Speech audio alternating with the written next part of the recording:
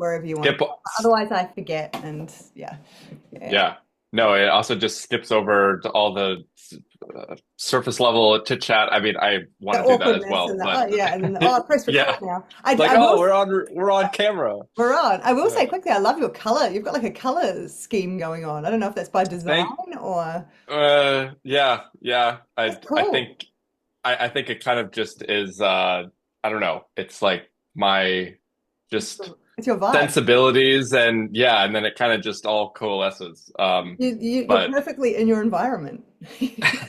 yeah, I And tried to be. Yeah, so nice. those are actually all pictures that I've taken in the back there. Amazing. So yeah, yeah. Beautiful. A Christmas present was two of the actually I think uh yeah, the two big ones I asked to get framed for Christmas. So Oh, that's beautiful. yeah, it's really nice I to love that like sort of make my chartreusey space. kind of color with the green. It's beautiful. Hmm. Hmm. Yeah. How are you? I love your pillows too, Oh, thank you. or That's specifically the one with the bird. the giant mess in the background. Oh, yeah, that guy, the turkey. He's a flying turkey, I Yes. think. I don't know. Don't And know. the golden The duck golden duck or is with me all yeah. the time. Yeah, he's my little, I don't know why. I always have him hiding somewhere in the back. He opens up, but he's got nothing Oh inside him. wow. Yeah, anyway. Maybe there's a therapeutic I was gonna symbolism. I say, don't know. I was gonna say we're right into it There's something already. there. He's hollow Yeah. inside, but Yeah. he's don't worry, Yeah. he's emotionally intelligent, so But he, on the outside, he's golden and, all put together. clad with gold. Yeah. Oh, it's nice to see you. I'm It sorry is. about It's nice being to see you too. such a, I don't know, invisible, too busy kind of, yeah, but It's it's nice. okay. I'm It's glad we're okay. having I a mean, good. I've been living vicariously through all your discussions with Daniel and Uh, Seth and, just seeing you at the net. So, yeah, it's weird. I mean, it's weird to just get to I know, talk the two of us. 'Cause I know. it's an interesting thing when you like know what someone's thinking. But It's you aren't even strange. able to, yeah, to interact with them. It It's is like a strange. I weird also, form of intimacy. it is, and I also noticed even the difference that it's just like us two, because pretty much the only ones I do now, these sorts of conversations are, yeah, in that trio with Daniel and Seth.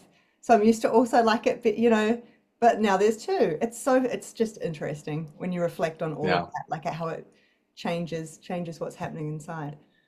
Yeah, Yeah, no, it definitely does. I mean, I noticed for myself, like as soon as there's three, my yeah, default patterns of, like trauma relating comes in. Like I immediately take a back seat. I become a lot more passive. yeah, I kind of wait for my turn to, and when there's two, especially when you're recording, yeah. that's kind of, I mean, I haven't done podcast interviews in quite some time, and I've just been reflecting, like wanting to get back into it. Like something that's great about it is it just forces you to like say something, I know.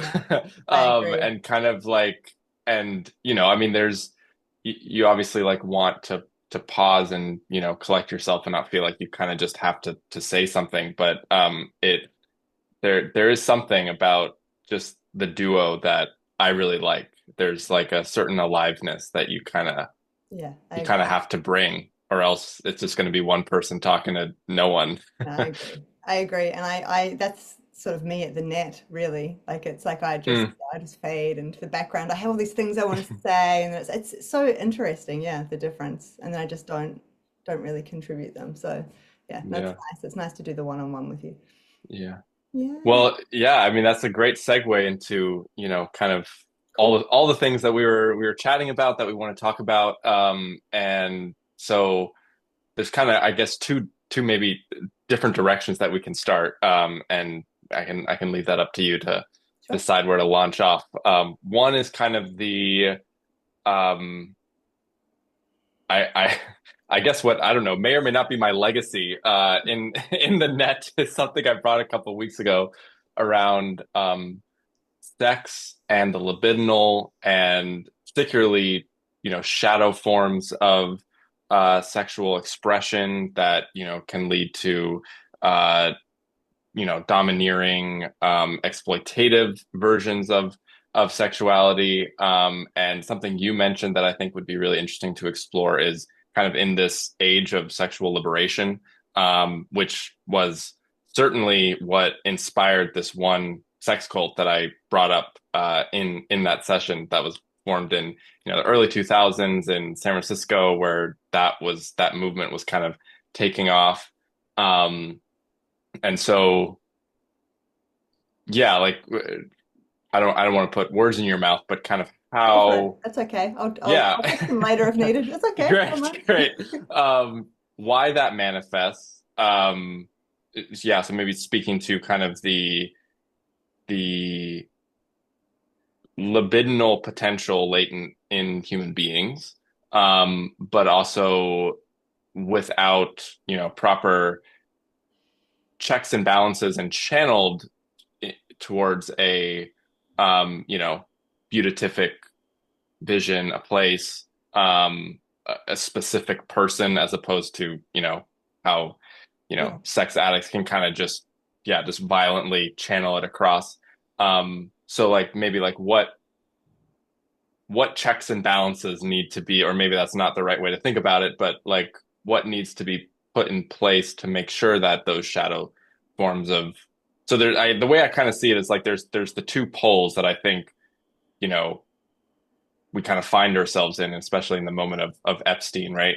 Is the one side, which is like the primal, uh, like kind of really crude and cruel forms of sexuality that, you know, oftentimes is done in this spirit of goodness. It's, we're allowing ourselves to feel into our bodies. We're allowing ourselves to, just explore and express ourselves. Everything's hunky dory. And then the other side, which is, I think, what more people can probably relate to, which is the repression, right? Like Yeah. I was raised in a particular religious tradition that, stigmatized, sexual expressions. It's something you don't talk about. It's something you don't really engage in, but for, I don't know, procreation. So it kind of is reduced to this. But also don't talk um, about it then, just do Right, it. right, right. Yeah, yeah, yeah, exactly. I remember, I read when I was like 19, uh, still a virgin. I read Marcus Aurelius, and he talked about sex as like, because the Stoics were big into non-attachment, and Yeah. and so he like broke sex down in this like very reductive way. Like, he was talking about like, oh yeah, it's just like this insertion, and you do it a couple times, and it's over. And I was Mechanical. like, It's just a mechanical I was process. like that. Yeah, exactly. It's a mechanical process. Mm. Um, and I mean, maybe there's something to that, to, so that you don't get so enraptured in the passion of it, and you lose that. Yeah, But don't that's enjoy also, yourself. No, don't enjoy yourself. yeah, no, Yeah. Yeah, and yeah, so then I think there's like this compartmentalization thing where it's like, yeah. um, something I heard a long time ago that I really believe in is the way you do one thing is representative of the way you do all things. Yeah. Hmm. And so if you think of sex in a particular way, Hmm. it's probably a pretty good proxy of how you think of a lot of things. Yep. Um, and so anyways, that's a lot. So That's I'll great. I'll kind of stop there. And And then we've got all the other how's that? stuff. Yeah, no, How's this that? is good. This is Right, right, good. right. Yeah, then there's, yeah, emotional maturity, intelligence, all that. I'm I sure do that'll weave in. really, I'm sure it will, but I do really want to make sure we get to that bit because that's been on my mind since you brought it up. Yeah, there's so much here. I just think, I mean, we really just need like an ongoing series to talk about sex. Um, I think that as you were talking, what comes to mind for me too is what do we even mean with the word sex? The definition of it seems to vary wildly, um, depending on who we're talking to, and in what context. There's the I guess there's a few different themes that run into it. So there is libidinal energy. I think there is just a lack of understanding about that in general. And I think it causes a lot of confusion. Um, can lead into things like sex cults, and not just like a sex cult, but more of this approach to sexual behavior, if we call it that, that is sort of like just wildly unfettered how sort of spread around, like there's not really any firm focus on a person or Mm-hmm. a right. Hmm. Um, and then there is also intimacy. And all of these things are obviously very nuanced, and intimacy can mean all sorts of things. But I think part of what can happen when we go down the path of I should open up to all the libidinal energy, and I should just let myself take part in like whatever sexual acts I want with whomever I want, so long as it's consenting and we're all adults and all this stuff. And just open it up even more, right? Just explore that way, and just let the kind of sexual urges lead. When we go down that pathway, I don't know that we are thinking about the possible ramifications for intimacy, for what intimacy means to us, and Hmm. how doing all of that has consequences for our ability to choose to be intimate to varying different levels with different people in our life, to understand intimacy more deeply. But then there's also the internal intimacy. There's sort of how we understand ourselves that's wrapped up in all of this as well. Um, so my mind spins out lots of directions there. When we, I think there is some fundamental confusion about, there's obviously the act of a version of sex that is about procreation, right? And so you can, if you want, be a bit like Marcus Aurelius and just, try for whatever reason, try to just look at it as a mechanical process, and strip out any need for feelings that are associated with it. But I don't think that's a way to live life. Um, Hmm. there's a physical kind of act that we could sort of associate with a kind of sex. There are also just sexual feelings and impulses that we all have. Yeah. Right. So if we go Yeah. back to just like core feelings, core emotions is like anger and grief and guilt, and sort of positive feelings, loving feelings, joy, and sexual feelings. These are sort of, and sadness, these are like the big ones. And then there are things like anxiety and fear, which the way I work is slightly different, but sexual feelings, I think, as a category of feelings, we just don't talk about enough. I don't think it's talked about enough in the therapy room often, Hmm. depending on the kinds of therapy, but also in life. Yeah. We all have sexual feelings all the time. They're like all the other feelings in that we don't choose when they arise. So like you could be with someone talking to them and you might just have a sexual feeling happen in your body. Like it's not, I think demystifying some of that is important. It's not, it doesn't mean anything, but it's like any of the other feelings. Then you get to decide, um, is that relevant to what's going on right now? Is it something I actually want to act on? Is it important? Like it's like any of the Yeah. feelings. I Yeah. think there's this idea with this more like sexual freedom side of things that if you have those feelings, you should almost you should be acting on them most of the time. Like if you have sexual feelings when you're with someone and they're also a consenting adult, like it's a good idea for some reason to explore those um, together. I'm just curious as to what people think they are achieving by doing that.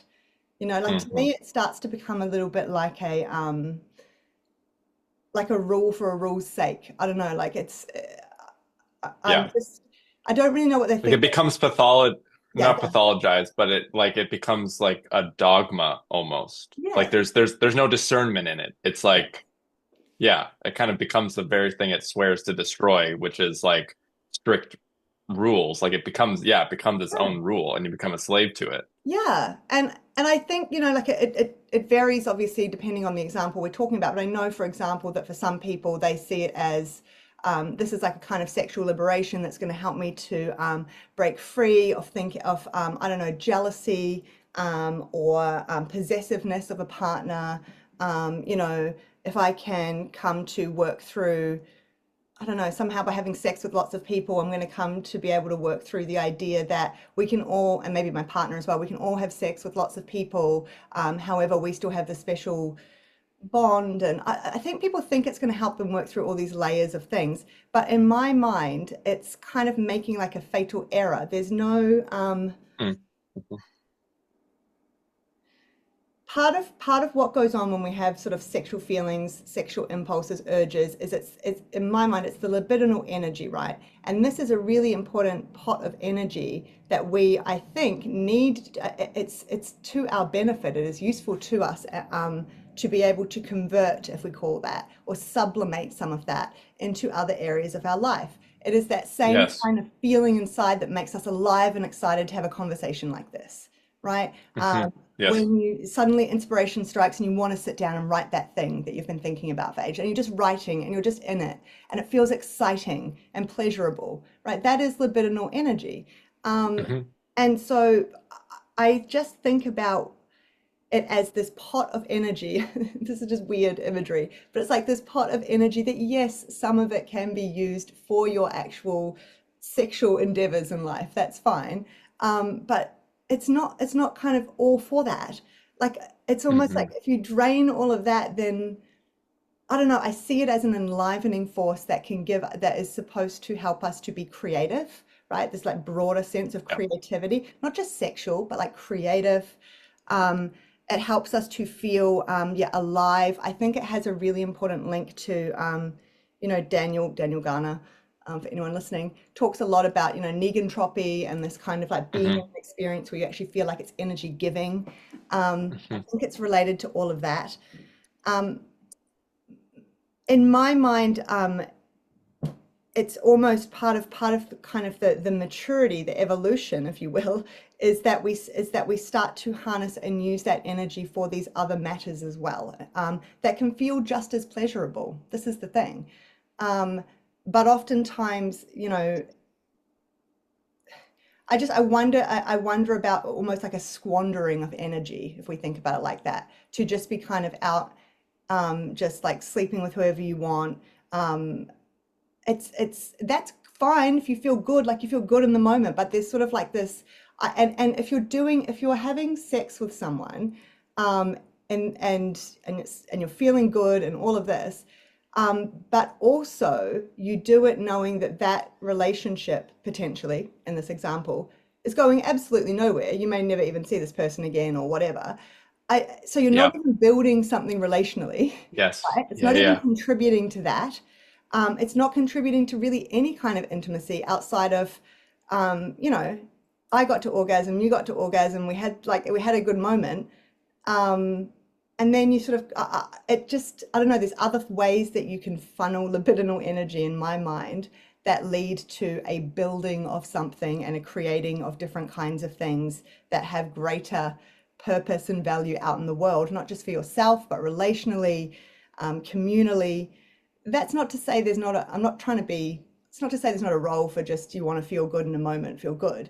But this is again about like balance. And if you can, this is why I think that if you can use sexual energy in reality, if you can actually engage in sexual behaviors with someone whom you're also trying to build other kinds of intimacy with, Mm, I think that's hmm. where it's most powerful. Hmm. That's how it makes Hmm. sense to me. I don't really understand why the foregrounding of the idea that we completely disconnect those things. To me, that really does become quite and I'm going to use this just in a general sense, quite a narcissistic endeavor. Like it really is just, I got to feel really good. And then I got to do it again and again and again. And it's in a very primal way. And it's all very exciting. And I think we can often wrap stories around it that, oh, we're sort of, not letting anyone limit what we can and can't do and put boundaries on us and control us. And I'm free. And it's all of that, but I think that's a story we add on top afterwards. I think it's really just allowing very primal circuitry to be able to be in control of our actions, um, and making and not understanding the consequences of what that means about um, what is an intimate relationship for us then? Like what and also Yeah. just the draining of that kind of energy pot and the energy supply. It's a bit like, it is. It's like addiction. It's like people that just masturbate nonstop. It's all this release of energy um, that in my mind has great creative potential.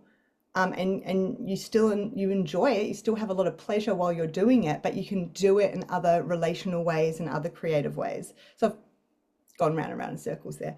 Um, yeah, what's popping up as I say that, and then I'll. Yeah, so much. I'm glad you mentioned the kind of sublimation of the sexual energy into other creative pursuits. That was something that I was definitely going to bring in, and Yeah, it made me think of.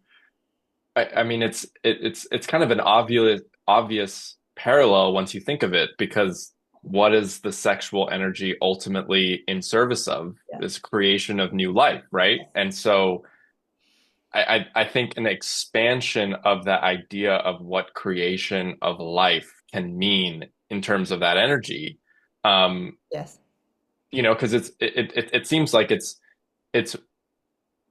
we don't really understand. I mean, we might understand what it feels like to have a sexual feeling and to be like, oh, that is a sexual feeling. But I think we don't understand the myriad of ways that that can be used for. yes, Like that's right. when we feel it, it doesn't just mean we need to Time to release exit. it sexually. Yeah, exactly. Like it can mean like it could actually be like an important signal of like there's something that is moving through us, and whether that be in writing, in conversation, in some artistic pursuit, in exercise, in all these myriad of ways of Building something like actually physically, yes, yeah. exactly. Yeah. Like like building a Oh, project of some kind. Um, and those are yeah, oftentimes far less sexy than, right? They're longer builds. They require a lot of times deep thinking and thought. Um, like relationality with other people, instead of kind of this, who might not be yeah, this feeling the kind same of, way as you, right? Like that's important too, right? right. So like often it's like, oh, Yes. I'm feeling so alive, and I go to talk to this person and they're just like dead, and so it's Yeah. frustrating. Whereas like, yeah, if you can just go have sex, that's faster and easier, and everyone's into it and it's done. Yeah, Right. Or and also, what you were talking about with a lot of people who, yeah, are just kind of having sex all over the place. They're doing it with people, they're having one night stands. They're doing it with people that they don't have relationships with, or it's like a strictly physical yeah, relationship, not one that you're building emotional intimacy. So, if you are with your long-term partner, long-term monogamous partner, and you have this desire for sex and they don't, yeah, then you have to meet that yeah, lack, right? yeah, Like you have to know how to hold that yes, and to not yeah. get defensive and feel like, oh, they're withdrawing, or maybe they are, but like They're rejecting it's me, like, all yeah, yes, it's all like relational exploration that is yeah, much more difficult and harder. It's a lot simpler just to find someone on a dating app to hook up with who's, just they want the same thing, that's no right. strings attached, it's over.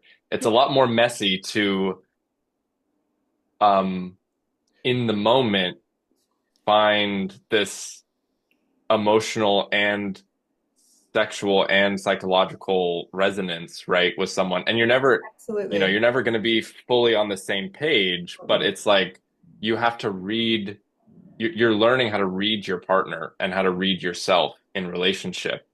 And so, Yes. like, you're not, neither of us are saying like, don't have sex if you, if you feel No. that feeling, but it's, yeah, like I was thinking of Ian McGilchrist, Master and His Emissary. Like it's almost like the sexual act itself is an emissary that's serving Yeah.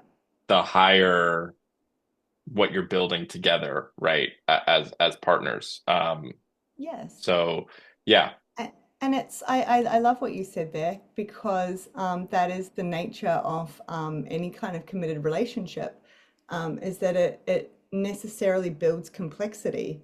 Like you have to, in order to be able to confront not just who you are and your needs and wants and how that's changing and shifting over a time scale, but also how that meets what's happening with your partner or your friend, like even if we're talking outside of romantic relationships.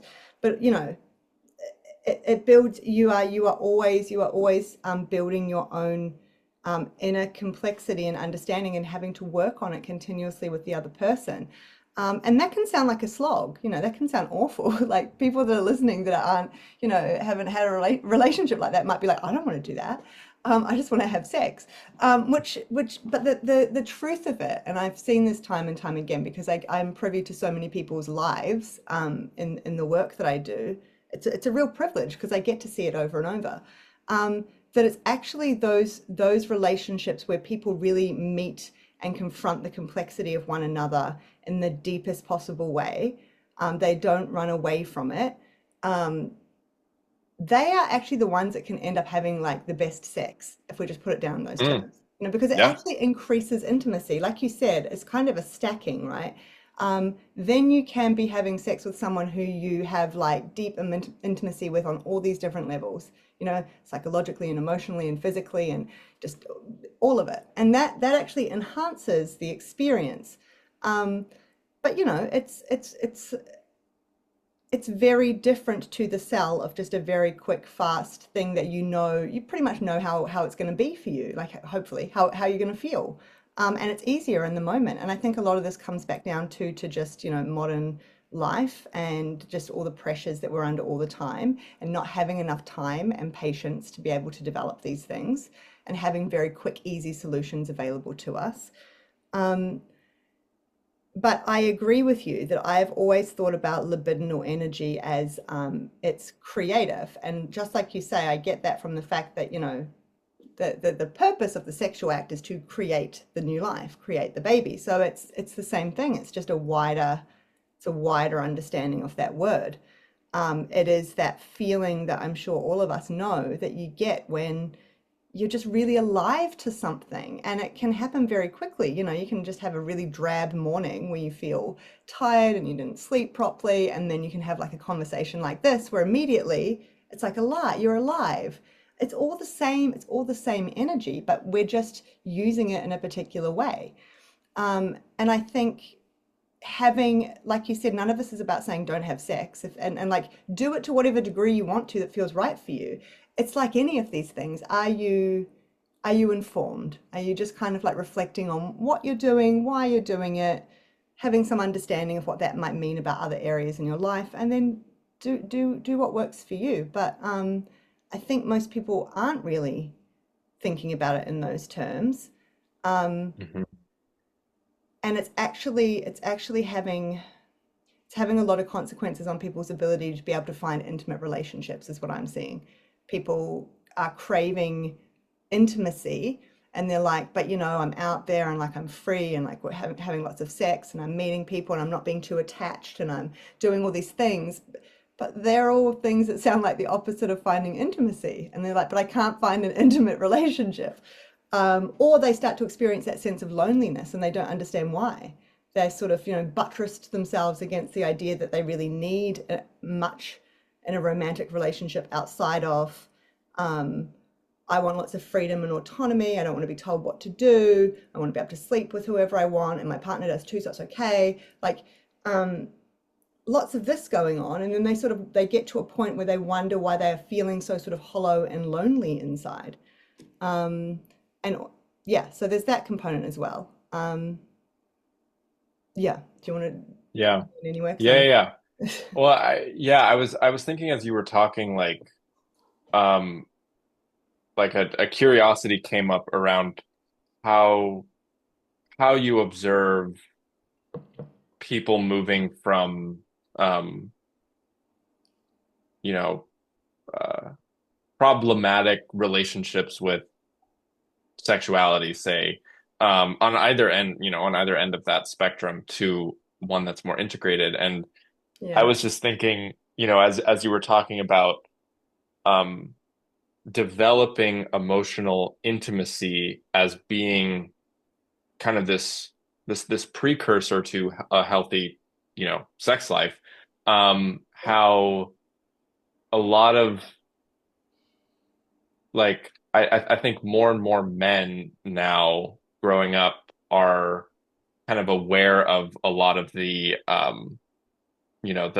common complaints that women have about men, right, in the dating world, and they're kind of I can see, there's a sea change. There's like a course correct of like getting in touch with your feelings, Oh, yeah, right. being a better listener, like being asking questions, like all of these things. Is this in service of And having sex, or is this in service of development? well, you're right. Yeah, I mean there's the like what's the real motive here? Yeah, But then I also see a lot of women then coming back and being like, well, now I kind of feel like all the guys are just kind of like nice guys. that's right. And that's also like a turnoff, Yep, right? Um, yep. I said recently that I'm a recovering nice guy. And I got a couple laughs from the men's circle that I'm in. But it's been my experience. Like I've always been the, empathetic, sensitive guy. And that's gotten me a lot of friends that are women. Didn't get Yeah, me a lot of dates that's until right. fairly Yeah, recently. yeah, yeah. And so like I had to confront and I think I went down some I think I had some like disordered thinking about it for a while around what that was and how to integrate that and whatever. But I think before I started the relationship that I'm now in, that she listens to these, so For the I'd joy of like to hope recording these I'd conversations, like I to hope know. our what I'm about to say is true for her as well. But um, It's a moment in like time. yeah, I think I got to a place where I was seeing these sexual feelings as like creative potentials. And, like in the months kind of leading up to the start of the relationship, I was writing a lot more poetry than I had ever had. And not only was I writing poetry, but I was like performing it, you know, at That's open mics, that's the performing, libidinal energy. Yeah. yes, yeah, like performing it with others. Like I was really starting to like if I had inspiration, if I had a thought, instead of ignoring it like I would always do, I would try and Yeah. write it. I would You actually would like honor try and it. It's act an on it. honoring. Yeah, yeah, Right. yeah. Yes. Yeah. Sorry, And can I jump and in and just I so I can get this yes, timeline please. right? Was Please. this was happening right before you met her, or this was happening at the start of the relationship with her, or It was I would say like the 6 months prior to meeting her was when I was really like yeah, committing myself. got it. And um Wow. I was also, yeah, like I was also just kind of taking control of my life in a lot of new areas in ways that I hadn't before. And just like, Wow.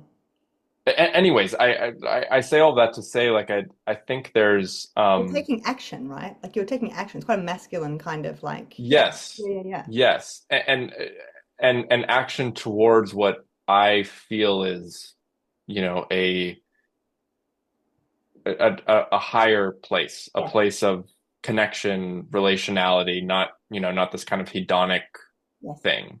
More complexity. And yeah, and I say all that to say, like, I think there's something I've noticed it as, kind of the mindfulness revolution is taking off, and um, you know, there's I think this integration of the feminine in with the masculine is kind of a general trend, that there is the potential for a new generation of spiritual men with no backbone to Yeah. kind of be the and I certainly in my younger years, like finding Buddhism, Eastern philosophy, like was very, and still am, like very Mm. entranced by the, sitting under the Bodhi tree, watching the waves pass, listening to the birds, like that kind of stillness, right? And there's so much beauty in that, and that like that is so essential to, I think, the good life. But Yeah. there's a certain passivity Yes. that can come with that I think especially as men, if It's not neutering. integrated with that right. It's Yeah, it's neutering. neutering. Yeah. Yeah. And if it's not integrated with that creative Yeah. aliveness, picking life by the reins, Yeah. um, oriented towards the divine, Yes. then it, Yes. yeah, it's limp. It's limp. It is. And Yeah. all these words make perfect sense for it. It's yeah. And that's what people experience. Like if we're gonna make it gendered, we'll just keep it that way for Yeah. simplicity's sake, right? But So, like that's sorry, what a woman no, yeah, I was just gonna say that. sorry to jump in. I just wanted to ask a quick question. Like, how do you, because I'm very interested, in my own practice one day, like working with men. And so kind of what have you observed in the kind of movement from the kind of nice guy syndrome to this healthier integrate? Because it's scary. I will say, like, and I'm sure it's scary from the other side too, the kind of tough guy down to the, that as Mhm. well. But it's scary to like step into, it's like you're stepping into power. And I think that's why there's so much sexual repression, because Yeah. power is can be scary, can be, Yeah. destructive. So yeah, like It what can. what would you say to that? Yes. Okay, so if we look at it from the direction, I guess, of the kind of the nice, the overly nice guy, the guy lacking the backbone that kind of comes in. Sorry, I laugh every time. This is taking me back to when we were laughing at the net. Every time there's like a word that's like sexual innuendo, I just think we should have like a little ding ding on the Yeah. screen. Yeah. Anyway, Yeah. uh, so Innuendo tracker. that's right. The screen's become Yeah. full. Um, That's okay. So I think everything you were saying there was just spot on in terms of how I've been sort of witnessing it and experiencing it. There's a kind of stillness and sort of meditativeness and being nice, if we call it that, which is I think is actually started to operate more as a neutering, right? So it's not stillness for the sake of just having a moment of calm. It's actually an attempt to override and press out any other feelings. And I think the important thing here is that when we are talking about sexual feelings, we are often talking about for many people, probably, yeah, I don't want to put numbers, but many people, we are talking about sexual feelings that have not sufficiently differentiated, oftentimes from aggressive feelings as well. And so there can kind of be this fusion. Um, I think for a lot of men, just real generalities, a lot of men that maybe sit more on that in that group that you were describing, um, I think that they have underneath it all, just a confusion and a fear around their aggressive drives, and that if they get too in touch with sexual feelings, that actually at the same time gets in touch with aggressive drives, and they have been taught explicitly, but also a lot implicitly, that the worst possible thing in the world, obviously, as a man, is to be aggressive towards a woman, or children, So there is this real gendered component to it that they get taught implicitly that they are a threat to women and that women find them scary, and they need to be on the lookout for their own impulses and behaviors and desires, and um, there's this there's already this flattening inside, I think, around some of these key drives. They never got taught how to have them in a healthy way. They therefore never got to play around with them and experience them in safe containers of different relationships.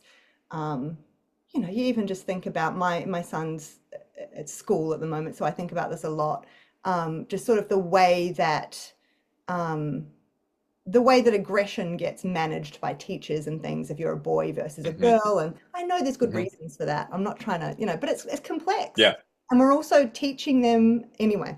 So this kind of monsterization, if we put it in shorthand, I think that a lot of boys that then become men um, grow up with about themselves, about their own drives, their own power. This includes their physical dominance, their sexual dominance, any kind of, yeah, aggressive drive. Sexual drives are all bound up in that, obviously, you can hear. And so there is a lot of restraint and there's a lot of repression that is happening on multiple levels for these men. And like I said, that doesn't necessarily mean that you came from a family where those things were being said to you and done to you, in obvious ways. This can be very low grade. And it can sometimes just take one or two big instances of something happening where you come to monsterize that part of yourself.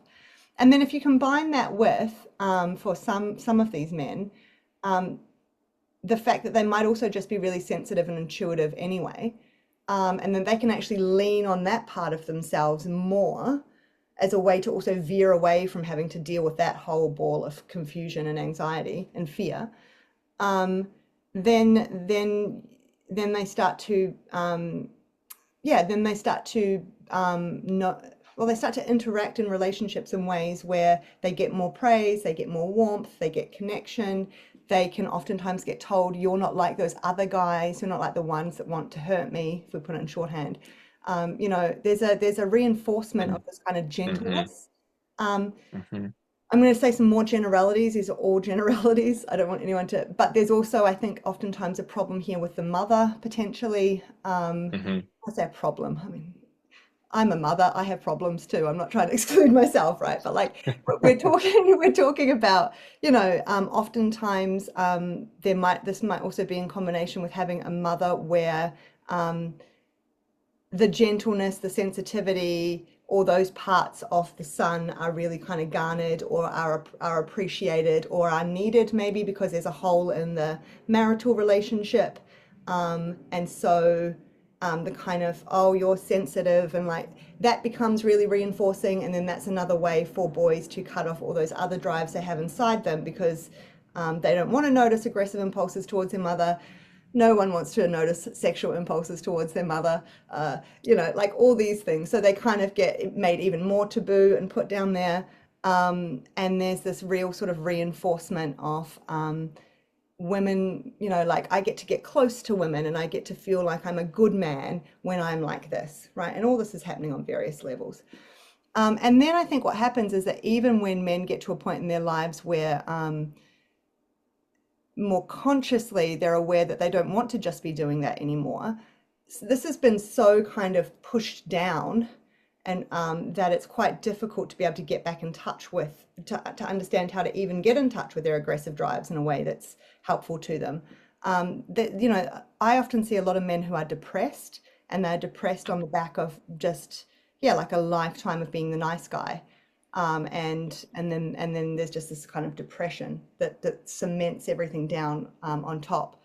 Um, or you see the kind of nice guy that gets to some particular event in their life, or maybe a parent dies, or this a marriage starts to break down, or something, and all of a sudden, the aggression is just so intense. Yeah, yeah, like they just can't deny it anymore, and it freaks them out. Of course it does. Like it freaks them out, and it's frightening, and it is genuinely frightening to them. I don't think I've ever had a man come in and be like, oh, I'm finally feeling my aggression towards these people and it's fine, it's licensed. Like the truth is that I think again, often men get demonized for that because I think there is this belief that they feel entitled to it. Like, there's so much terror and there is so much conflict that is actually going on for a man inside about his own aggressive impulse, about his sexual impulses, about all of it, just like there is with women. And I think this idea that there isn't is, yeah. Jump Yeah. in at any time, by the way, if I'm Awesome. going. Yeah. Um, Yeah. No, yeah, just to say quickly, I would double click on all of that. I think the social credit for Um, and particularly in families where it's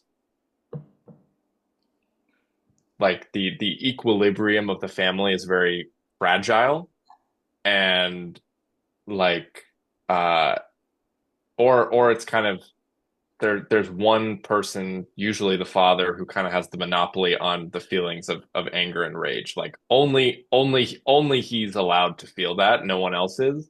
And if anyone expresses anger or rage, then it's a threat to his authority. It can lead to the destruction of the family. So then, boys and girls in that situation learn to be the mediator, right? Like the peacemaker. Um, Yes, but I think for but boys yeah. especially, yeah, sorry, but yeah, but for boys Hmm. especially in that scenario too, that this kind of that's an extra pressure that really dampens down another desire there to actually to sorry, internet, to respond to the father, like to actually step in and be protective. Like it's a real jam for a boy. Anyway, continue. Yeah. Yeah, yeah. Well, and that makes me think that a lot of a lot of boys in that situation, whether consciously or unconsciously, yeah, exactly as you said, adopt this protector role. Like I'm gonna make sure that Yeah, my parents, my siblings, no one else feels bad. I'm gonna make sure that, all conflict is smoothed over. yeah, Um, yeah, I'm not gonna let it leak out to my friends that anything's happening at home. And it's like this pseudo protector role, yes, right? And it seems like it comes from the same instinct as the healthy masculine instinct towards yeah, protecting, yeah, right? But um it's what is it protecting from, and who is it ultimately protecting? Like it's protecting the family from negative feelings, and it's protecting family members that can't tolerate that. So it's like it's a very fragile level of protectiveness, and ultimately eventually that family system is going to break. yeah. It's going to bend, not break, until it shatters. And then no one's going to know how to deal with it in the face of that, because no one's learned how to deal with Yeah. And then being Humpty Dumpty and trying to put Humpty Dumpty back And then, together. and then, yeah, and then that child, I mean, and everyone else, but that child then has also got a whole physiology now associated with terror and anxiety and fragmentation, like whenever these things then happen in the adult relationships in his or her life. So, um, what you're describing is right, but I think part of the big issue here is that that child is sort of being forced into um, the decision, if we call it that, to become protector in those ways. It's through being forced into a corner. There is no other choice. So that's very different to hi. Oh, there you are. I thought You're back. is that must be my internet. I don't know why. I thought you had your eyes closed there for a very long time. I Just realized it's really taking you frozen. in. I know. I'm really I'm sorry. channeling my meditative presence. Don't know why I haven't had any issues with my internet. I don't know why it has to happen now. Anyway, um, this Zoom is usually Sorry, you were saying. going to record. So, all right. Where did you get up to? I was We're talking. still recording. Yeah, we are. It'll record. Where did I was talking about things. not much in your response. Okay. So All right. yeah. Um, okay. Yeah, I think part of the issue in that example is that even though the child steps into, like you say, the protective role, that right, they're going to become protector of the family. They can't do it in the way that a genuine aggressive impulse might want to do, right? Which is actually sort of fight for dominance. They are going to sort of be the emotional container. They're going to, try and keep everything calm and step in quickly and minimize any conflicts that might start, and maybe be the go-between between the parents, all these things.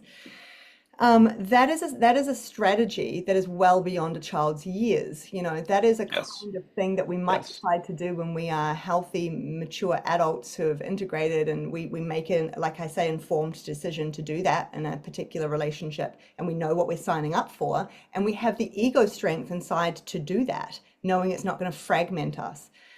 This for the child, the problem is that they're not really making a choice. They're kind of just jammed into a position where that's all that's available to Hmm. them. And their psyche Hmm. kind of just moves them in that direction, which is adaptive. It keeps them alive, it keeps things as functional as possible. Um, and, is a remarkable thing in lots of ways. Thank goodness we have that ability. But it's a kind of, when we use the word abuse, it's a kind of abuse, I guess, because that is well beyond the years of what a child can tolerate, um, understand meaningfully about what they're doing, the consequences that's going to have on them. They have there's no other choice available to them. The real failure there is that no one else steps in who is an adult, no one else steps in to do the protecting.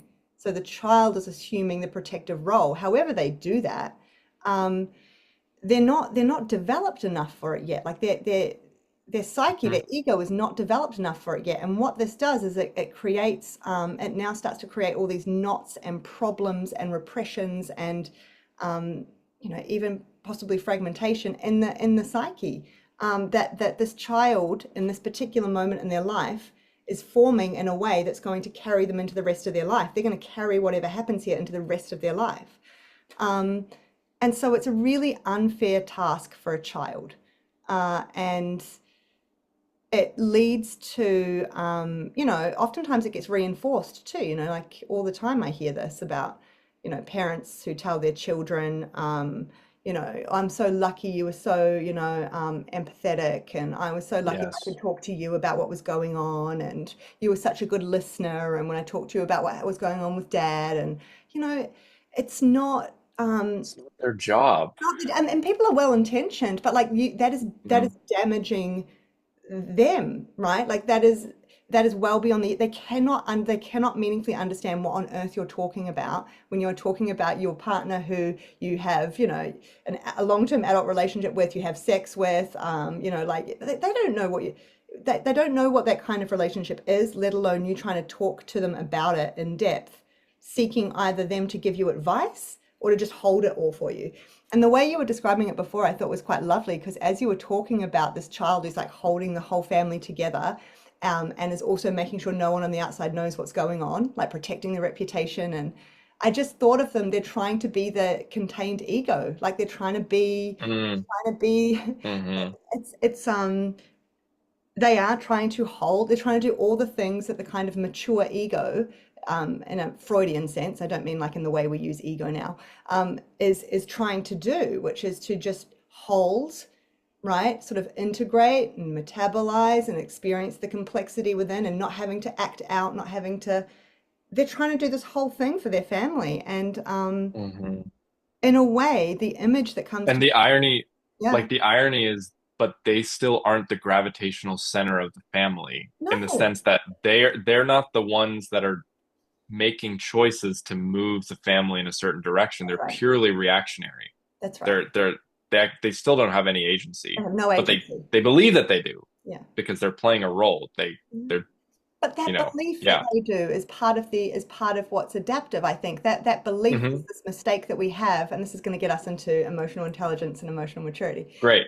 It's that mistake that we all make all the time around, the story we wrap around why we are doing what we're doing, and it's actually really important at certain points to have a really solid story that helps us feel good about ourselves, helps us feel like we do have agency, there is meaning here.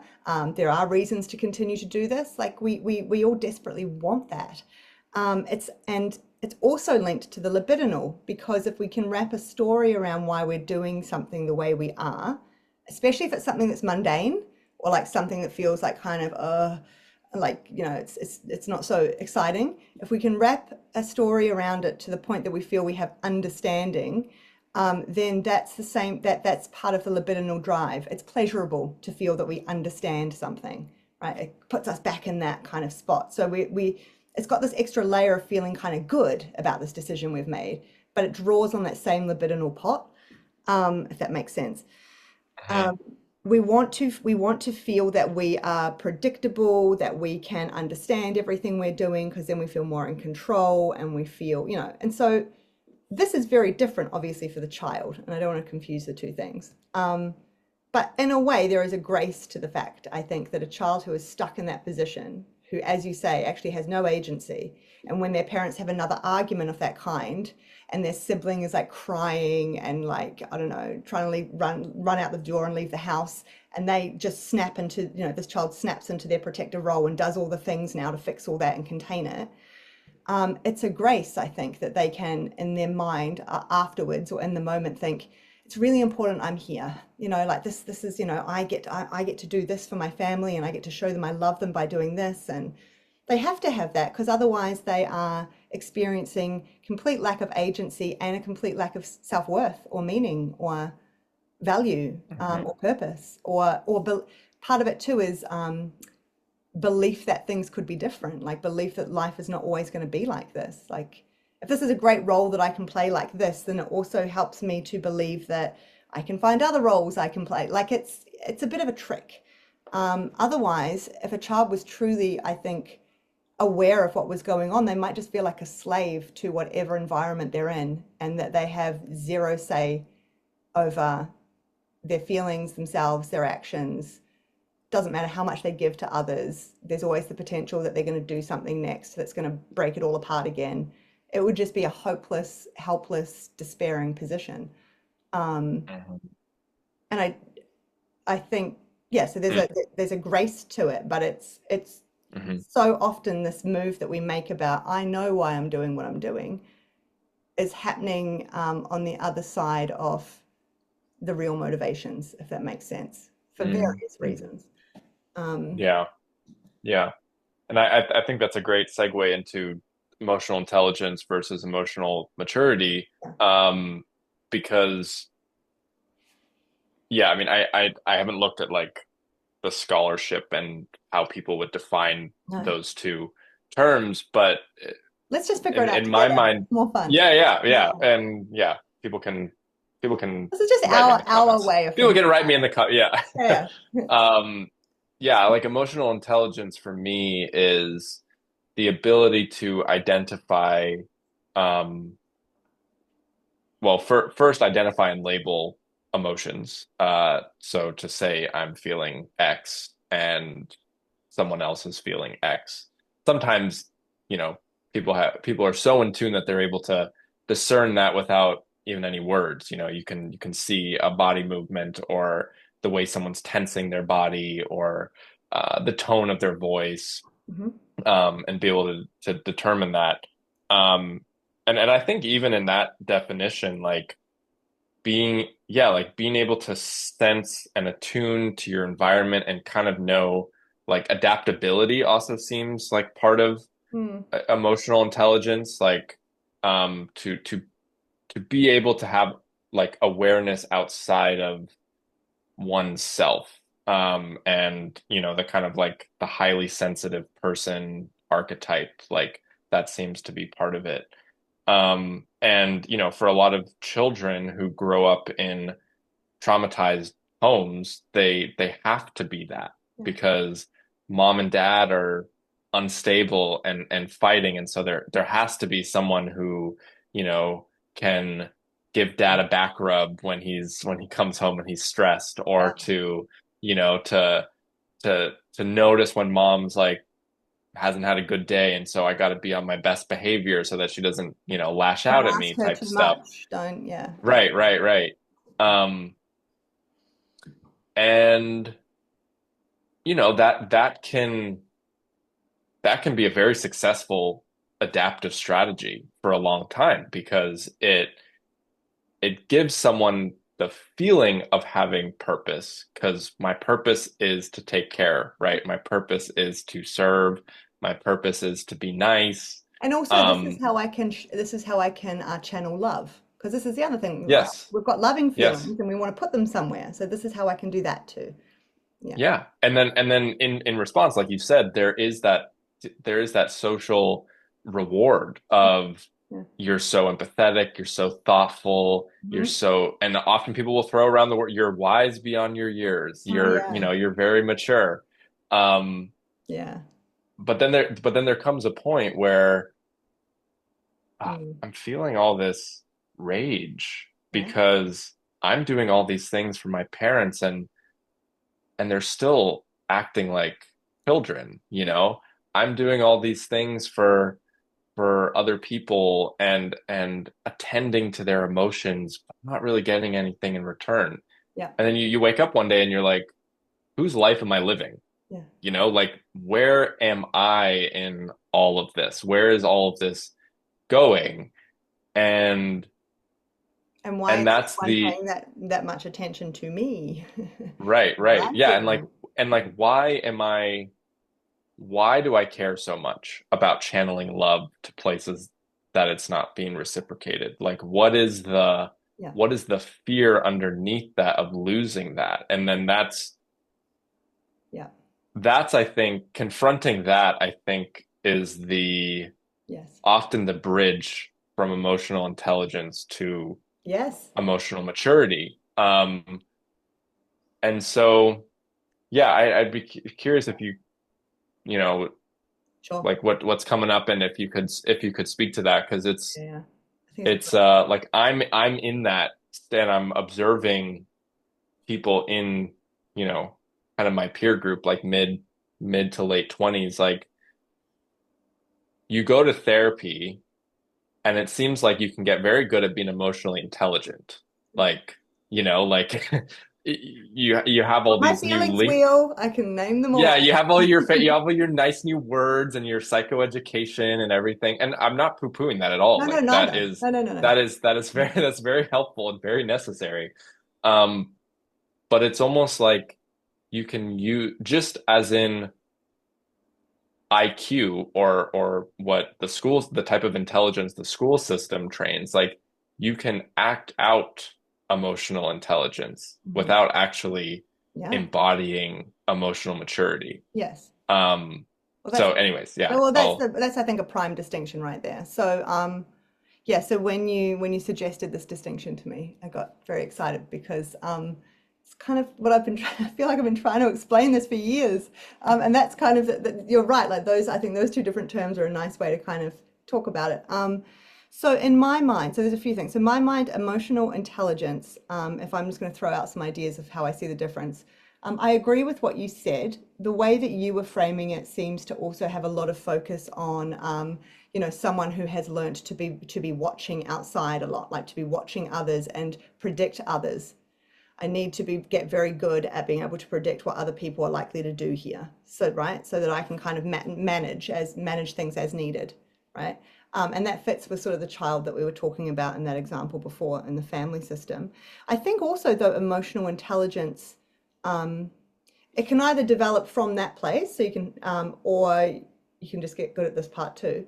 Emotional intelligence is kind of like someone who is very good at being able to talk about um, Mhm. likely emotions a person might be having, and then the kinds of behaviors that might lead them to do, right? Like, so they might be able to observe, oh, I noticed like within my friend group, so and so was doing this behavior, and that's probably because they were feeling this, and it's kind of got a mapping function to it. It's a very, you know, there's a deeper, I don't know about deeper. There's a greater level of understanding about how emotions might work. Um, Being able to predict what people are feeling, how they might act as a result. Um, Like the psychoanalytic mode of yeah, like but like yeah. maybe not psychoanalysis in in the Okay. like therapeutic modality, but like the Analysis analysis of of, the yeah. psyche. I agree. Yeah. It's actually an intellectual endeavor, which is why I think emotional Hmm. intelligence is good. So it's the intellectual kind of reflection on prediction of um, understanding sort of level of yeah, emotions, how they work, how they're likely to influence people's behavior, and then you can apply it to yourself as well, right? It's also like, Well, actually, when I reflect on that yesterday, when you did that, that was very hurtful, and so I will have been very angry about it. But you can do it all like this, it can be very measured. It has a sense of, again, control and mastery associated with it. Um, there is a sort of an adaptive component or a flexibility component to it, which is what I think you were pointing to. In that I think emotional intelligence is also associated with a greater capacity to be flexible. Like it's not just, when I say you can measure and predict, it's not just one track. You're able to sort of Mm. go, oh, but then they did that facial movement, maybe this. So there is like a flow and a movement. Um, but that's intelligence, and that is sort of operating at the level of like thinking, a bit more rational, intellectual. I'm in my head, I'm calculating, I'm thinking about it, putting words to it, predicting all these things.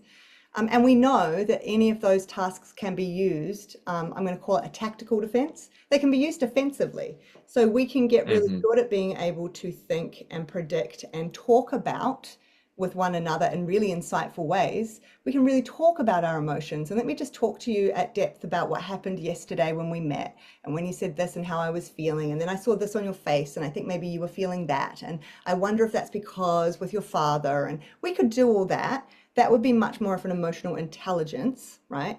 But that can also be a barrier to what I think we're talking about when we say emotional maturity, which is what is our personal ability as an individual to be able to be with our emotional Yeah. experience.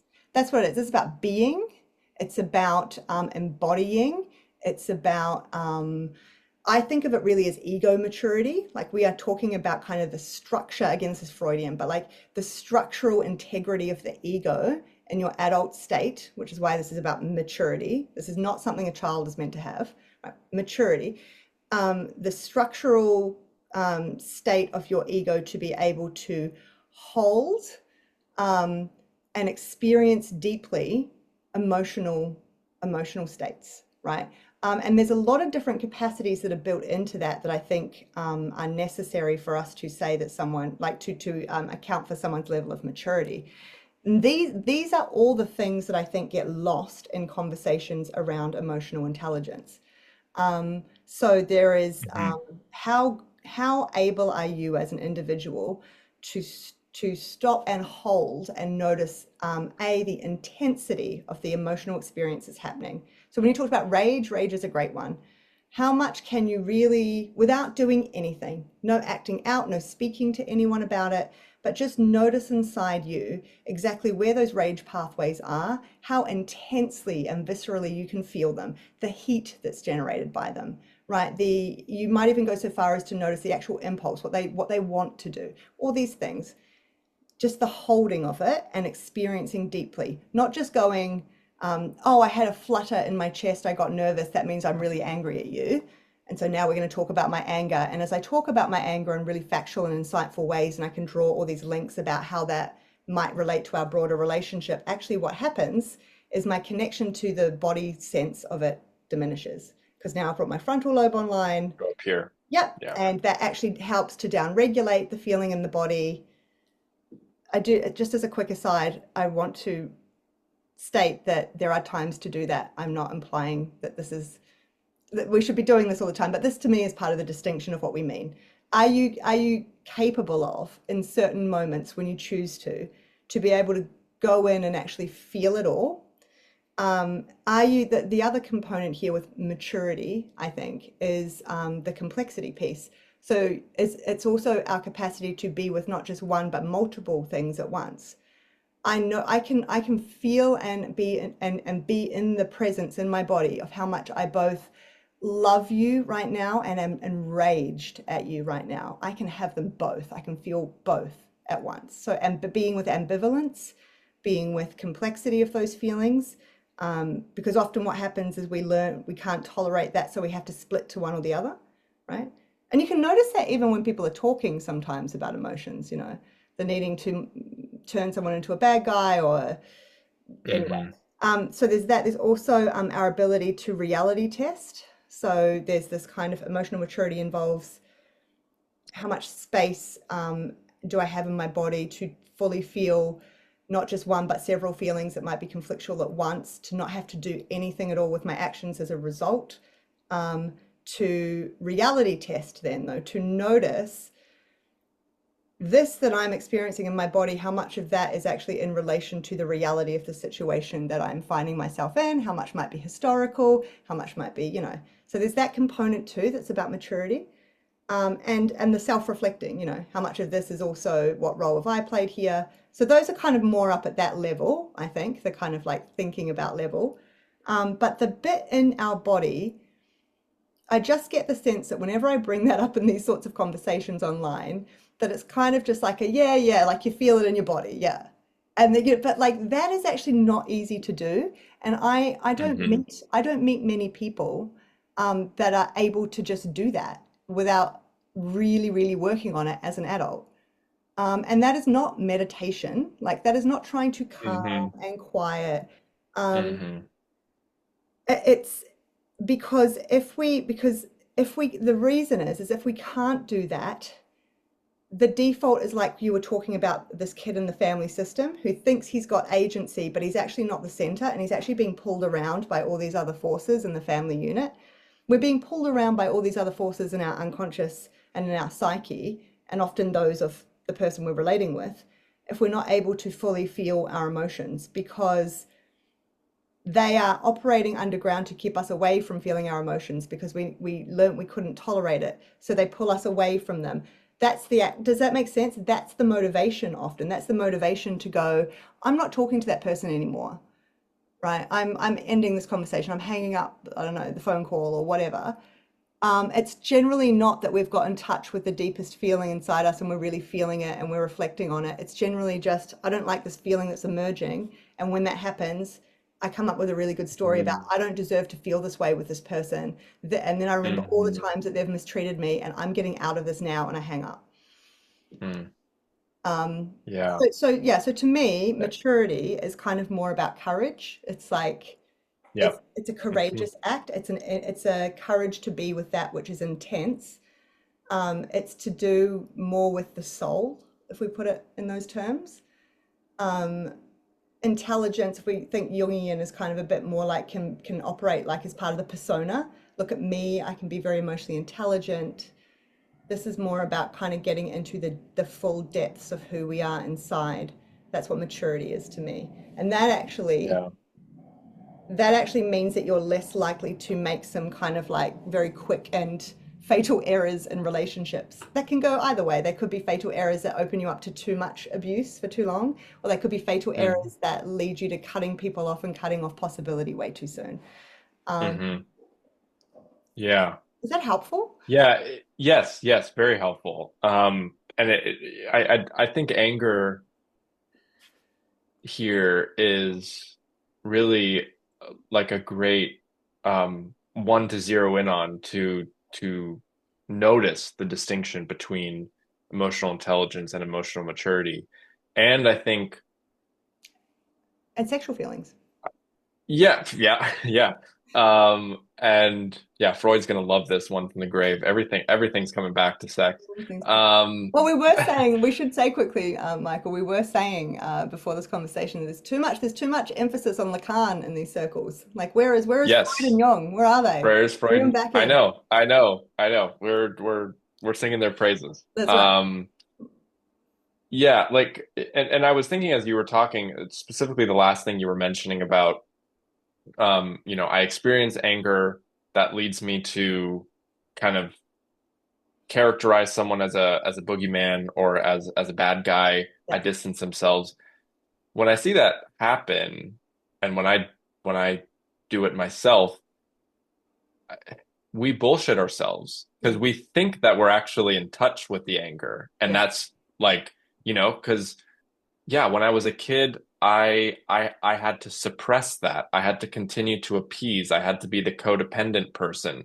And now I'm standing up for myself and I'm owning my feelings and I'm giving you the Heisman. I'm standing up for myself. Yeah. And Yeah. there's versions of that if people are in genuinely abusive Yes. relationships, that is absolutely Obviously, yes. necessary. But on the other side of like there's this psychotherapist I love on YouTube, and I'd be curious to get your thoughts, who says anger is a secondary emotion. Mm, yeah, And what he means by that is that anger is never the thing at the bottom. yeah. Anger is usually above, I think he said, sadness, shame, um, When you get hurt. rejection, hurt. Um, and Yeah. and so the anger is an interesting one because if you kind of over-index the expression of anger or too quickly launch into action in response to anger, you kind of you subvert Yeah. the shame and the sadness and the hurt. Like you don't actually get to feel that Yep. because you push someone away and then you just don't want to think about them anymore. So you just compartmentalize them out of your mind and you don't really grieve. Mm, And it seems silly. It's like, well, don't we only grieve people that we love? mm. You know, shouldn't we only be sad for the relationships that really meant something to us that we leave, like not the ones where, Possibility. someone was an asshole to us. Yeah. Um, but if you don't do that, that pattern will show up all over the place. Yeah. I've seen that happen in my life. Yeah. And so there's there yeah, it's so Yeah. true that that real experience of rage and to not be scared of it. Yes. Um That's the to hardest be part. able to have it to be able to have that in the presence of the one you love Yes. and to not be because I think what takes people out of that experience and into their head with people that they love is they fear if I express this, this person will leave, Yeah, the right? consequences Like are huge. Yeah. that's just the feel. Like it's just the human feeling. And so Yes. to be resourced enough within yourself, and maybe this is where something like faith comes in, Mhm. which seems like it has to originate from the body as well.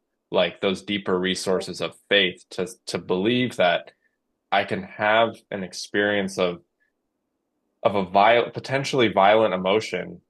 Yeah, and anger usually is, And right? Anger is not usually about yes, just, shaking your finger at someone. Yeah, yeah, no, yeah, it could, yeah. yeah. Um, but and and maybe bringing this back to the sexual feeling, like Yes. for Same. it to have its climax, Yeah. and then for it to release into usually a more tender emotion of sadness, shame, Yes. hurt, Love, something like that. love is usually there. And Doesn't matter who it is usually that love. then, yes. And that then, yeah, it's usually always a disappointment over Mhm. a lack of attunement or a lack of love. And a And you shared human precise experience, a shared human experience of the mhm, fact that we're different and we're distant and we can't possibly ever be complete for each other. Like I think that yeah. too. Yeah. And if that core can be expressed of what I really want, Yeah. like Yeah. below the he said, she said, he did this, she did this, like below that layer is I love you and Yes. I feel 10,000 miles apart from you Yes. and Yes. I want to be closer. Yes. That then pulls Yeah. people together and stimulates Yes. intimacy. Yes. And that whole process is missed if you don't If you have don't that go through that. experience. Yeah, if you just go, right, let's Yeah. have sex. Right. Yeah, But that, makeup that like is, the the like parallel is the there. makeup sex, right? Makeup Is sex. like the trope. Yeah, That's right. yeah. That's right. But that is like an example of it. It does. It relates to the sexual feelings too, because it's the same thing. It's like this is the bedrock within. This is the kind of relationship within. Experiencing and acting on sexual feelings is just grounded in such a more complex, deeper kind of intimacy already as the starting point than is, the I don't have to be vulnerable with you at all, but for, we might get naked. Like, that's it. But that again is like a very cheap kind of vulnerability there's so much more vulnerability because that's what you're talking about. You were talking there about an example where we are fearful to show people we love or relationships we want to keep. We are fearful to show them things about us that we think they might not particularly like. It might not please them. And one of those might be to say that, oh, I was really hurt by you. I'm really angry about something. Because they might not like it. And then they might, they might leave me, right? They could do all sorts of other things too, but they might leave me if we just put it in simple terms. And again, this is where the maturity component comes in because there's two components to that. First, if I'm getting close to someone, I want them to always have the choice to know who it is that they're getting close to and make a decision that they don't want to get any closer or they want to not know me anymore or whatever, right? And actually, the best way I can honor their agency and determination in that is to be as honest as I can about who I am. And that includes, when you do these sorts of things, that creates lots of anger in me. Like it is part of who I am and my experience.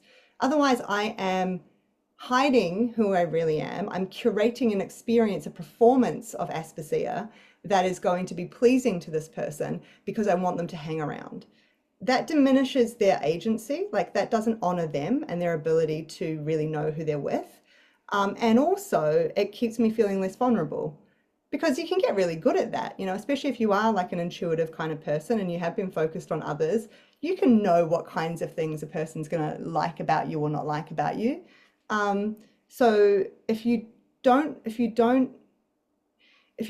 share with someone the things that you have a pretty good idea they're not going to be happy about, they might not like about you, then you are flattening, you are avoiding the possibility of a kind of depth that you could be cultivating together, because you don't actually know how it's going to go. You are also denying them the ability to make, again, an informed choice about actually wanting to continue to be with you or whatever it is, be your friend or whatever. And you are, there's a third one that I've forgotten. but like you are also not building your own ability to be more and more vulnerable.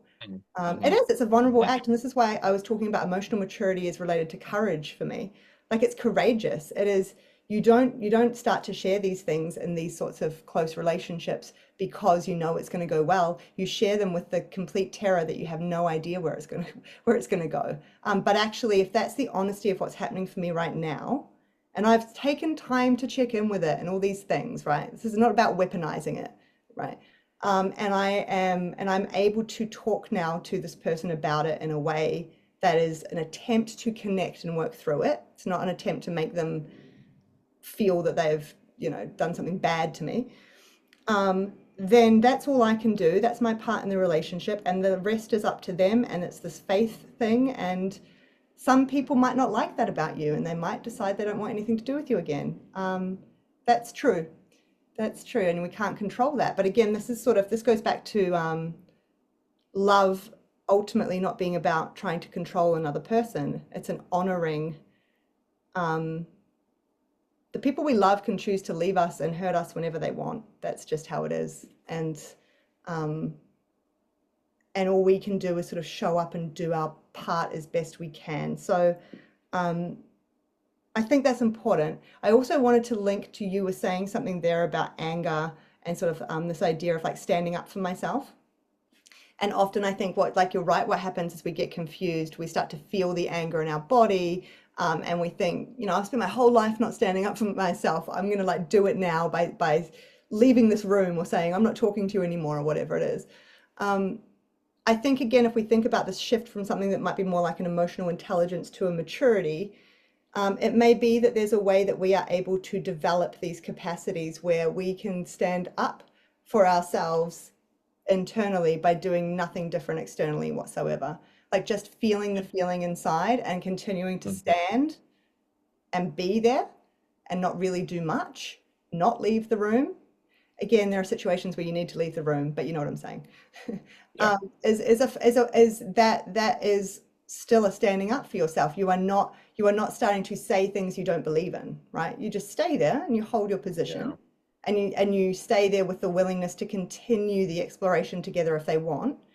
but you're not going to bend to their will, or, right? You're only going to be honest about what's happening for you, but you don't leave. That is still a standing up for yourself. The leaving, the departing, the hanging up on people. I mean, we all do it. I do it. People do it. I'm not trying to pretend that they don't. But all of that is like really what we would call technically an acting out. It's like an anxious discharge.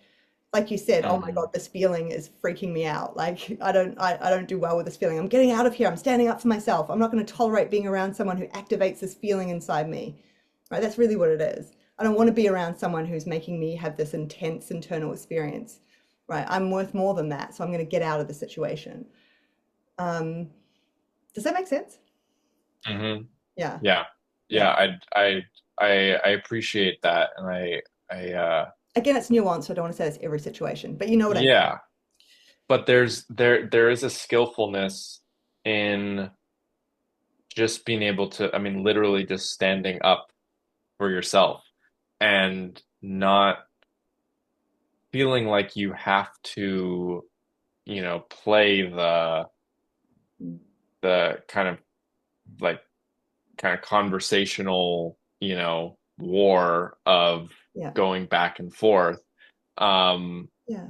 and I think that's where the discernment comes in of like, is this a situation where I feel like the other person is also doing that, either not trying to flee or not trying to Yeah. fight in this activated sense, that it would be worth it to talk through this.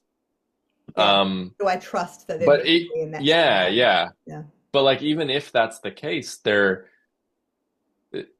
a lot of like personal, I think, power and resourcing that can come from just fully feeling and embodying Yeah.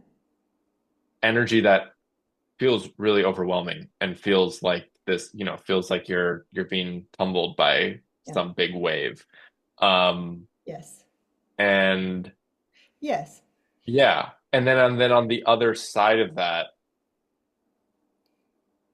then being able to talk from that place. I'm also noticing how, like you could still fall into the emotional intelligence thing of speaking about the anger after you've had Yeah. maybe after the experience, after you've had it. But if you've really had it, and importantly too, like having it in the presence of the person who's maybe making you feel that way, as opposed to Yeah. I'm going to take a hike, I'm going to meditate about it on my own, where it's a lot easier Yeah. to sit with it than to look the person in the eye, Yes.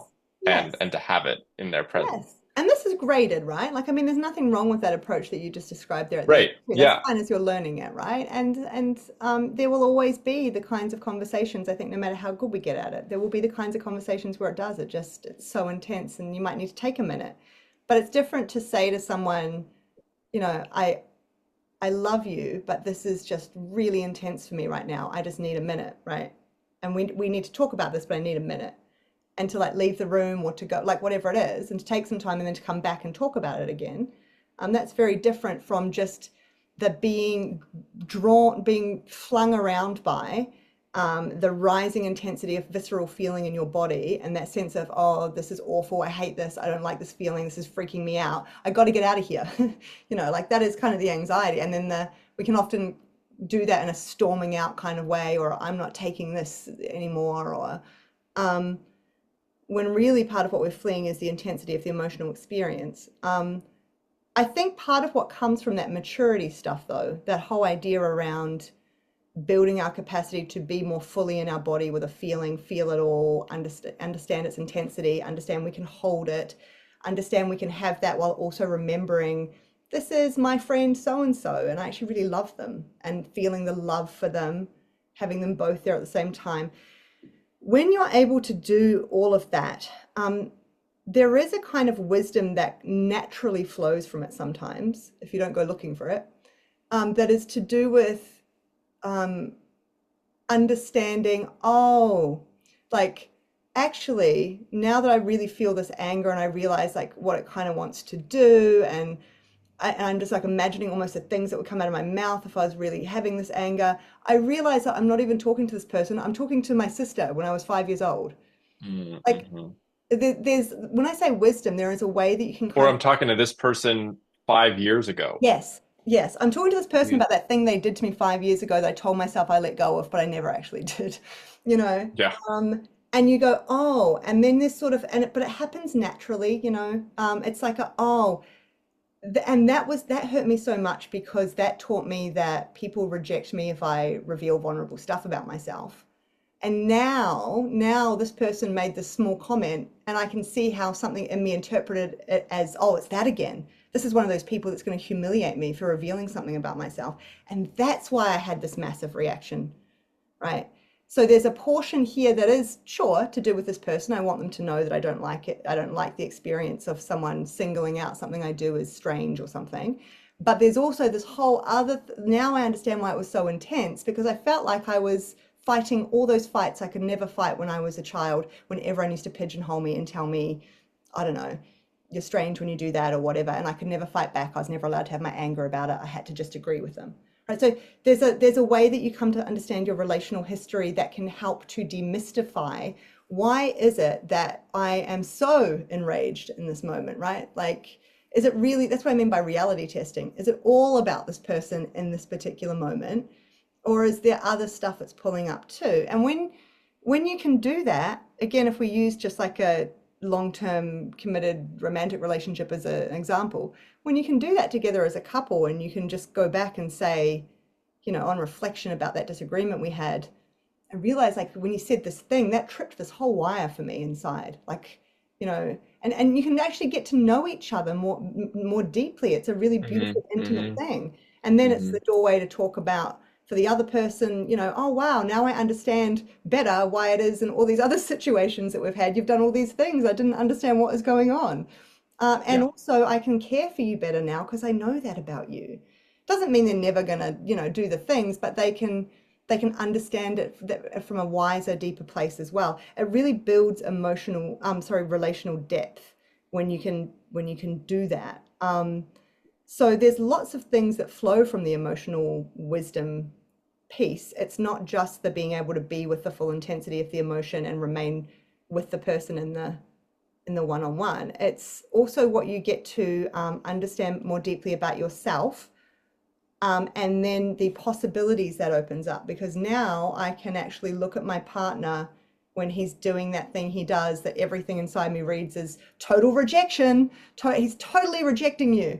And I'm like, yeah, it's not total rejection, right? I can also remember, oh, he's the man I love. And like you can stay in touch with the loving feelings, and you can be aware that this is pulling on this whole history I have with this topic. And it's a much more, you can hear, it's a much more complex, nuanced thing. It's all happening inside. No one knows that's happening inside me. It's just all happening inside. And I just remain in that moment. I don't act out to discharge anxiety. I don't go into weepy self-attack because that's the only thing that I know is going to like make someone come and rescue me from this moment. I don't start listing all the ways that this person is terrible for me and I should have seen it for years and that's it. Mm. We're over all these things. I don't take off and slam doors, and um, but I can still make a stand for myself. I can still own the portion that's like, yes, it tripped all these wires and it did all this stuff, but also it really isn't okay when you speak to me that way. I'm actually not okay with that. So we need to face that together. We need to do, so you still make a stand. There's still strength in your position. You don't lie. You don't conceal, right?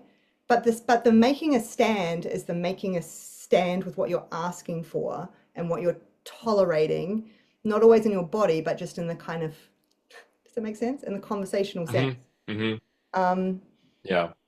and it's, yeah, it's difficult. Anger is a difficult one because the other thing that happens with anger is it's it's it's an aggressive impulse that often, like I said, when we really look at it, is we were terrified of it when we were really young. So we've never really fully felt it inside us. And so everything in us is designed to make us run every time we're in a conflict where it starts to rise up in our body and we start to feel it. I actually think that for many people, the real fear there, if you really look at it, is Not that if I really talk about it, the person will leave me. It's that if this continues, this back and forth, I don't know how far this feeling goes, and I might hurt someone. Like I don't trust this feeling in my body. I actually think it might reach out and do something to someone who I love, and that would just be the worst catastrophe in the world. I'm not going near that, so I'm getting the hell out of this room. Like sometimes it's that. I'm not saying that's happening consciously, but it's our own fear of being able to hold an impulse inside. I think that can also lead to that, which links to childhood. Um, and I do think that actually relates to the sexual feelings too, because I think for some people that might be for some that might be too why they find it empowering to just be free and easy with acting out their sexual feelings whenever Hmm. they have them, because then they don't have Hmm. to confront what it's like to just hold them inside and remain with a person, right? While noticing Yeah.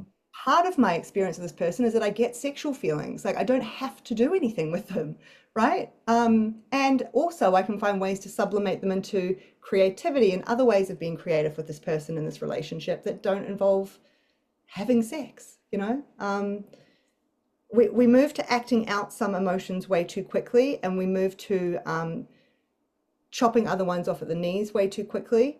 And we go up here to craft really beautiful, lovely stories about all of that and about how it's in the service of growing and maturity. But we can't forget our body, and we can't ignore our emotional circuitry, and we do have to contend with it, and we have to contend with what it feels like when it is intensely activated with another person who we also care about, and we can do that work together, and we have to be able to contend with that if we want to deepen our relationships. Otherwise they will only ever be a certain level, and we might be able to sit together and talk really beautifully and eloquently about a whole lot of emotionally intelligent stuff, but we're not deepening our capacity to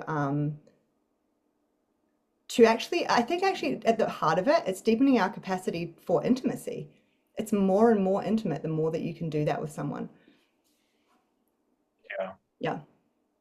And I'm thinking too that I do unfortunately have to take No, no, care of that's my okay. bio needs here Yeah, yeah, soon. no, that's So, fine. yeah, but kind of bringing it to a close, I was thinking also, how much we're able to deepen in intimacy without words.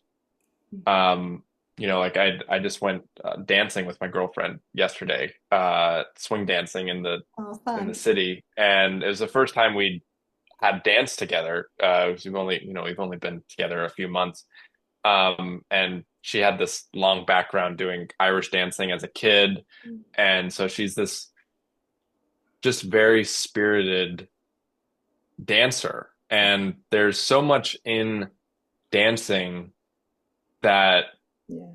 mirrors like intimacy in other ways. Like you are, Yeah. especially if you're improving, it's like one person's leading, and so, that comes with a certain level of like, kind of that masculine thing of like, Yeah. where are we going? What are we doing? Yeah.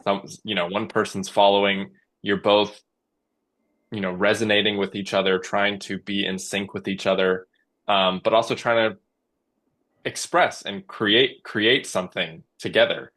And Very playful. Yeah. you, yeah, yeah. And like, like after that experience, like I felt, I definitely felt a deeper connection Yeah. with her. And I felt a deeper connection with myself. Like I had to, Yeah. like I had to contend with my own, we're doing with other people. Like I had to contend with, self-consciousness, like just Yeah. the thoughts of, how do I look, whatever. But the What does she container of think the of what I'm relationship. doing? Yeah, yeah, yeah, yeah. Right, right, yeah, yeah. But it's and so I think Oh, that's a great thing for people to hold as like, yeah. because I think emotional intelligence is a very verbal like It is. capacity, right? Whereas emotional maturity, the speech act is obviously incredibly central to this, but it can be experienced and embodied, like you said, just merely standing or sitting, whatever, and just having the feeling without necessarily saying something. Yeah. And if you're really close with someone, they can feel when, in the absence of words, if you're really having the feeling, Yeah. or if internally you're running away, or internally you're taking out the boxing gloves, right? Um, Yes. and that, yeah, like that is for me, it's a helpful thing to remind myself of because I am a highly verbal person. Yeah. And so often I can use that as an escape. I can use that as a It titrates. yeah, and to confront my fear of silence constantly is Silence is scary. has been very fruitful. Yeah. Yeah. Yeah. Yeah, no, I couldn't agree more. There's something to be said too for just like holding eye contact with a person, right? Someone you care about, you're trying to develop intimacy. Dancing's another one. I mean, that's just so beautiful. Like the way you were describing how spirited she was. I got the sense it's almost like it matched what it is that you like about her as a like in all her Mhm. other like she did this kind of, and you wouldn't have got to see that but for the dancing. Like there's a real Right. vulnerability from being with one another in non-verbal ways. And I think there's a lot of emphasis on conversations with partners these days, and that matters. Um, but I almost see all of that, like I see conversations as, I think it's Daniel that talks about it, like the clearing function. It's like something you do, but Mm. you're ultimately doing it in the service of kind of making a space for those Yes. emotional moments, like that emotional resonance together. And that is Yeah. wordless. You don't, Yeah. yeah, you don't, it's not the other way around. That's what I'm trying to say. And Yeah. that is the depth of intimacy that you're starting to develop, right? That's very different Mhm. to, yeah, just always talking about things that are, Yeah. with words. And words matter, but words fail. Words are only so good. And there's nothing like just being with someone you love and just being with them and being silent with them and feeling the vulnerability of that, and the terror of that can come, and their shared willingness to enter into that with you. Yeah. Yeah, Yeah. it's very creative. And Daniel also talks about um I remember when he talked about that clearing function as it pertains to conversation, Yeah, how like there comes a point in every conversation where you kind of recognize like it's reached its natural end. yeah, And sometimes it's demarcated by, oh, I gotta go somewhere or yeah, time's up or whatever. But there is that sense that, and I kind of feel it with this one. Maybe it's because I said that I have to go or what, yeah. I don't know exactly, but um I think that that is a really important thing to recognize because to recognize its end is to more deeply appreciate the life that it had.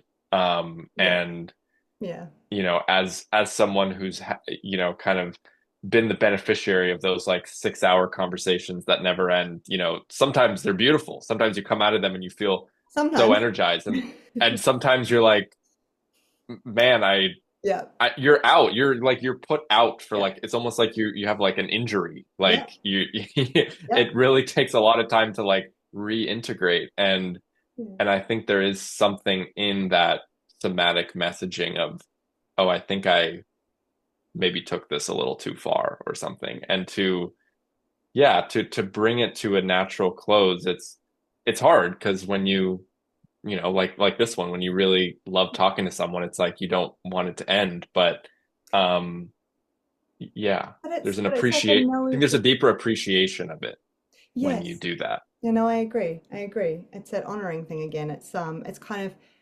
knowing too where your body is signaling like that's enough for now, right? Because there's like a metabolization and an integration of all this stuff too. And I think and that's when you're someone, I mean, I'm the same way. I'm assuming you're sort of saying the same about yourself, like you're very verbal, you love to talk about these things and wrestle with these ideas.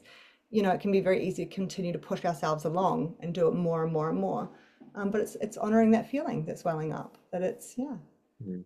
it's good. Like we got to where we got to, and time is a real thing, and we'll have more conversations when, Yeah, when the we'll pick it time's up right. again. It was so nice to Yeah. speak with you. I always love It speaking was with great. you. It was great to speak with you. Oh, I always enjoy our conversations. And yeah, you mentioned in the beginning doing a series. I love the idea of that. should we do it? Um, Let's do it. I think so. Yeah, There it is. We've decided. that's It's spoken into the Zoomverse. that's it. Yeah, we've committed now to Zoom. So a series on sex. Oh, Lord have mercy. Lord, I know, I was going to say, watch out, yeah. And also, I will say briefly too, like I do really love what I really appreciate about you, Michael, is you have a real vulnerability about the way that you talk about these things and share, and I really see it in you, and I think it's an incredible thing, very beautiful and Oh, very thank you. brave, Thank and you. I think you have a lot of that emotional wisdom already in that sense, that maturity, and your courage Mm. to face these things and to grow. So it's been lovely. Oh, Thank you thank so you. much. That's Yeah. very touching. I feel the exact same about you, and I feel like I stand on the shoulder of giants of people in my life who have taught. I certainly didn't get that taught as a kid. So, I and think that's you're I definitely think that's what we in probably that. all have. We all have in common is that we probably most of Yeah. us didn't get that as kids, and so we're here doing it now together. Yeah. Yeah. Yeah. Thanks. Good All luck. right. Have a good one. Blessings.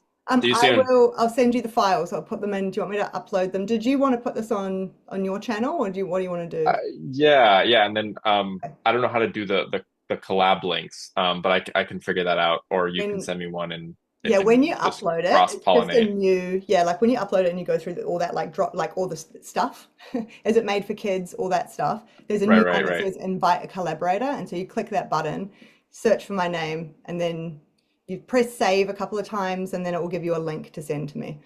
Yeah. Okay, Yeah. perfect. All right. Nice All talking to righty. you. Have a good one. Yes, All great to right. see you. Bye. Bye.